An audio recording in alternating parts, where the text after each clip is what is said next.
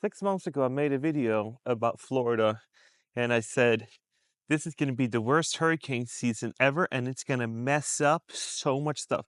In this video, we're going to talk about Hurricane Halen, and we're not going to talk about how bad it's going to be. We're talking about the economical impact it's going to have you and on your family, because I got ripped apart for the last one I made. I got emails saying, people, you don't know what you're talking about, and you need to go off yourself and all this kind of other stuff. What's completely fine with me.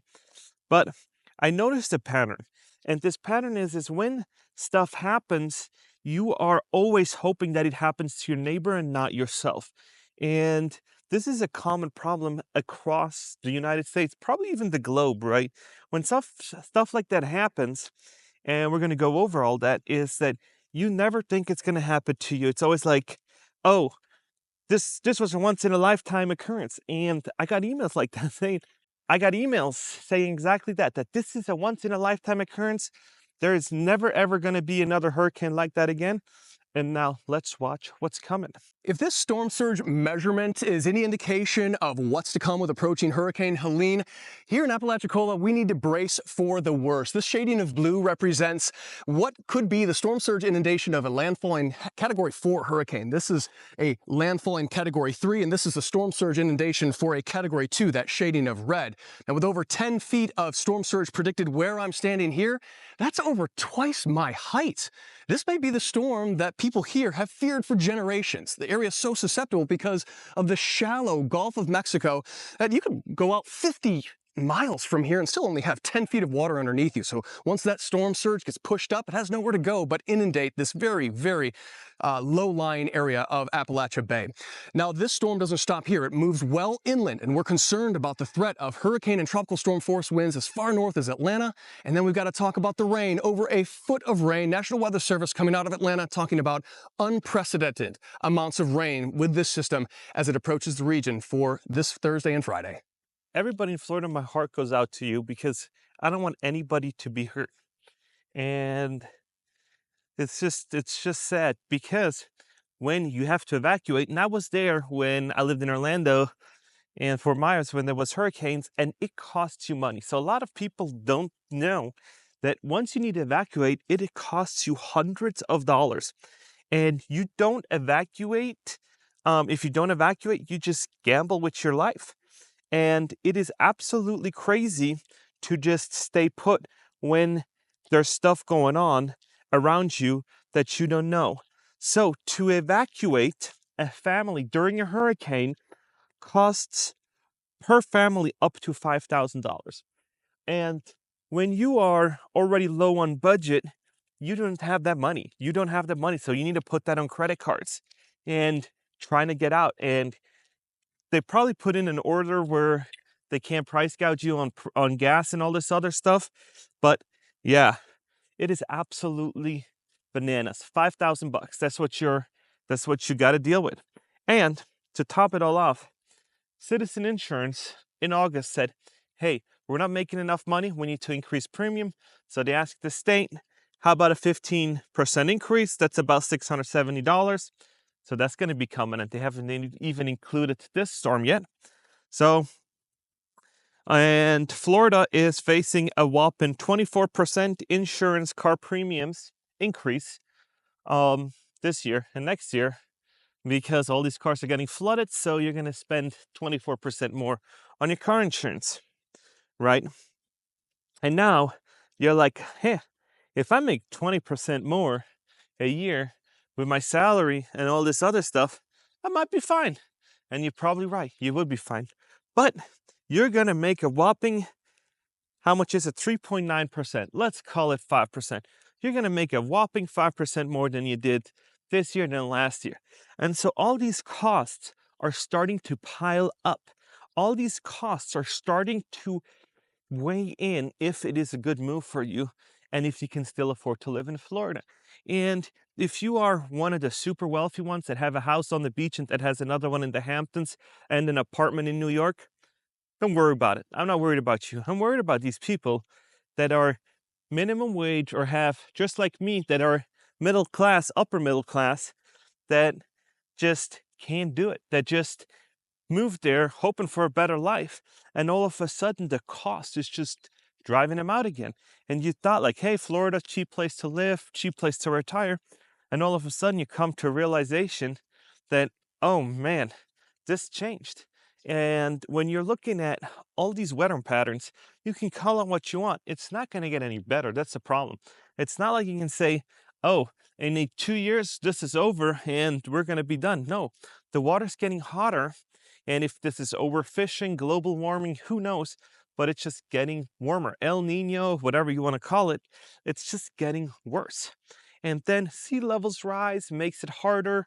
Um, mangroves, they killed the mangroves. So when I was living in Florida, they said when the mangroves leaves, that was like a natural protection barrier, and we put just everything in the ocean, it kills the ocean. And then the ocean gets hotter and hurricanes take more speed, they're more severe, and then that causes everybody to lose their house, floods it all out.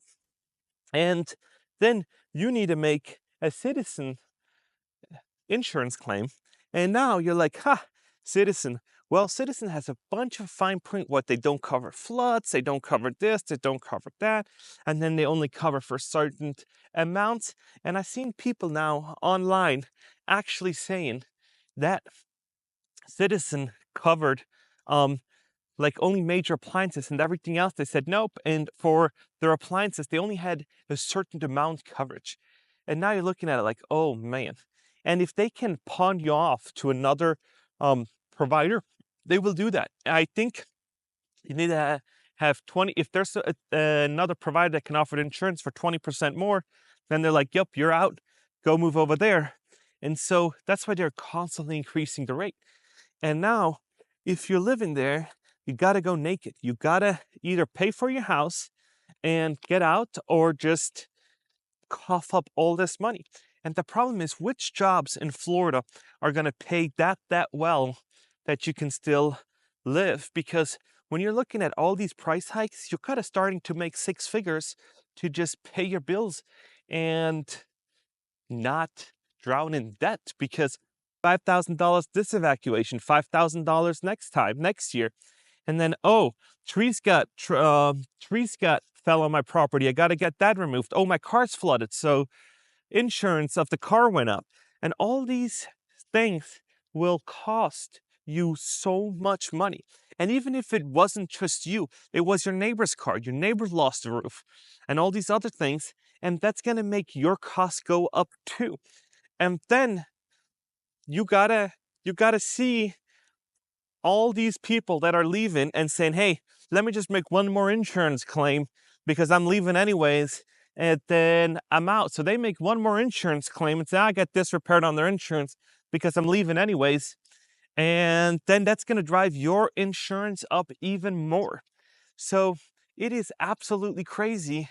And what I've also noticed that I spoke a little bit about in the earlier of the video, it's funny that when stuff happens to us, it's always like, haha, happened to my neighbor, not me.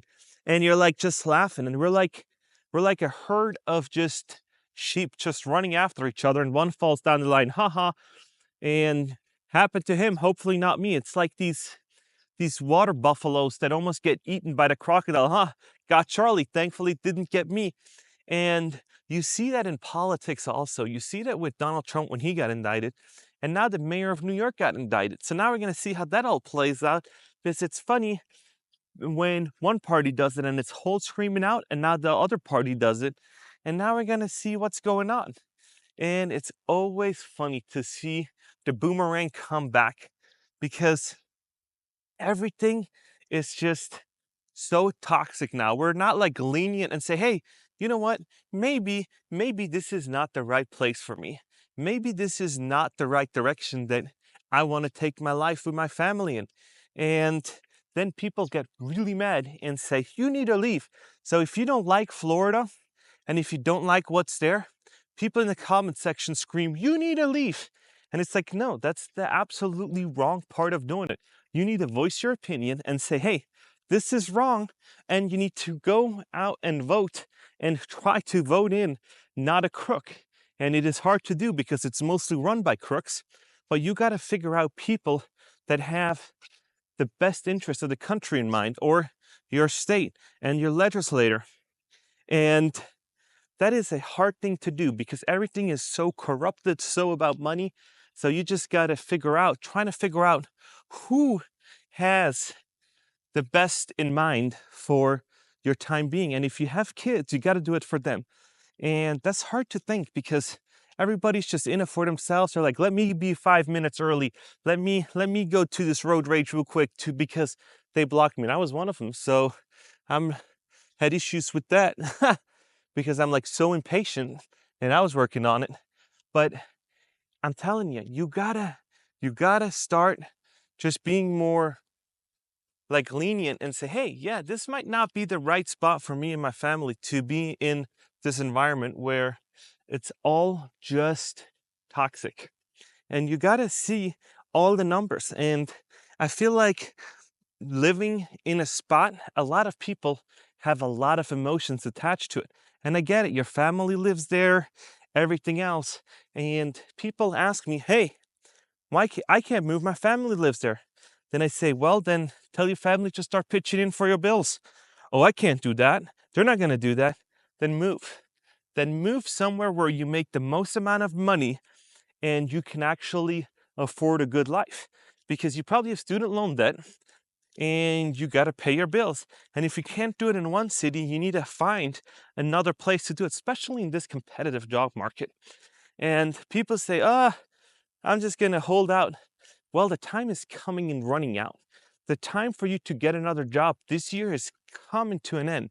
All these people that are on the job search right now, Thanksgiving coming up, Christmas holidays are coming up, and all these holidays are coming up. So people that are in companies that have PTO, use it or lose it, are going to go on vacation if they haven't, and it's going to make it really hard to schedule interviews, and hiring kind of slows.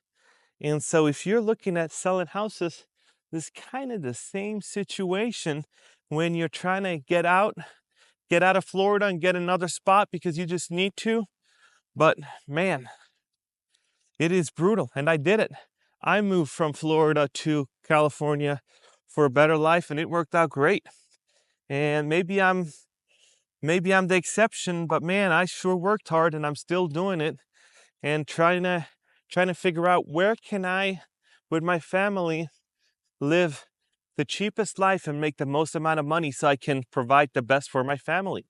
And talking about it online and talking to you guys about it, I feel like I'm hoping that other people kind of look at my content and say, hey, this is just something, just another opinion to take into consideration. So if you take my opinion into consideration, you watch other YouTubers and you're like, hey, they did it, I can do it too. And then you do it and you build wealth for your family and you build wealth for your children. And then you can provide them a better place to live. Then they're happier and hopefully you inspire them to do good in the world. And I'm just like, man, you just gotta move to a place where you are appreciated and where they don't just pass you on all the bills and just hand you through like trickle down economics, it's trickle down taxes where you just, yeah, you have no state income tax in Florida. But man, you got all these other things going against you now with hurricanes, with insurance crisis, and just all that stuff in general. And you don't have these high paying tech jobs because nobody has these, frankly, anymore. So you are just trying to make it. And yeah, I don't know where you're going to go, but you got to figure something out. And I feel like where there's less natural disasters, it's going to be way, way cheaper for you in the long run. Yeah, it might be hard because your family's not there, but I'm interested to see if the pull to Florida in a year or two is still going to be the same as it was during COVID, where everybody was like, I'm remote, so let's get out. And the data hasn't come up yet, and the data always lags. But we're seeing stuff just stay on the market. When you're looking at Florida, when you look at one of my last videos, you're looking at all these places that have such such high um, discounts now that they've motivated seller trying to get out. So all these things are affecting the housing market, are affecting the economy, and yeah, we'll see. It's gonna be really, really interesting to see where this is all gonna end. And I really hope with this storm, no lives get lost and they all move out. But man, paying $5,000 unexpected on your budget in times like this, holy macaroni. And I was surprised to see that it was that much. I thought it's gonna be a few $100s to get out of the way, but no, 5,000 bucks.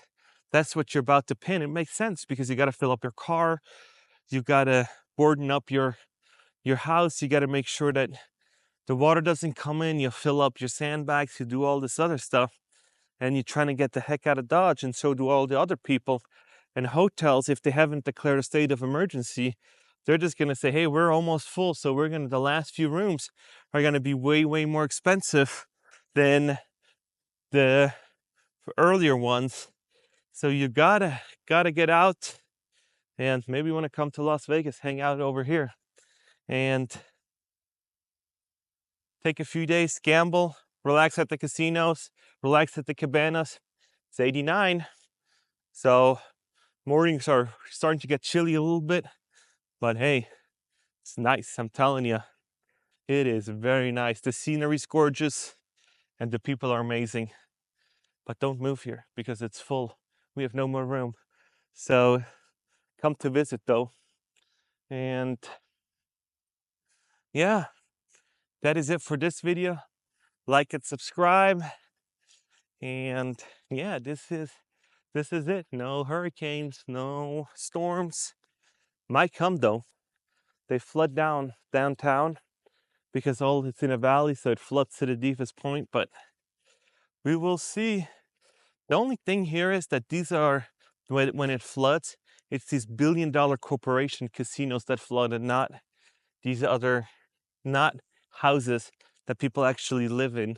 And casinos have maintenance crews, they can kind of work with it, and floods at the link, but nowhere else really. So we will see what this pattern's gonna bring of wintertime and rainy season. It's gonna be interesting because the weather's 100% changing. Let me know what you guys think about all this. And I appreciate you guys a lot. So let me know, and I'll see you in the next one.